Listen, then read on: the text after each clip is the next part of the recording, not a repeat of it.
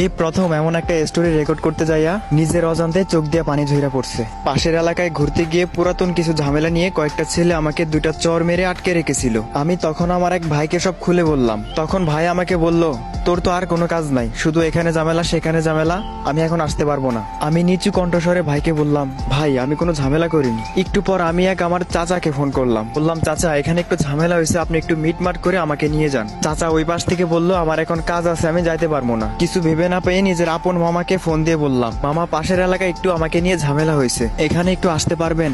মামা মনে হয় কথাটা শুনে অনেকটা ভয় পেল। তারপর আমাকে বলল, তুমি তো জানোই আমি ঝামেলা টামেলা কম বুঝি, তুমি বরং তোমার বাবাকেই ফোন দাও, ভালো হবে। আমি নিচু গলায় বললাম, বাবাকে বলা গেলে এতক্ষণ আমি আপনাকে ফোন দিতাম না। আমি ততক্ষণে যা বাজার বুঝে গেছিলাম, চেয়েছিলাম বিষয়টা মীমাংসা হোক, তাই এতক্ষণ আত্মীয়দেরকে ফোন দিছিলাম।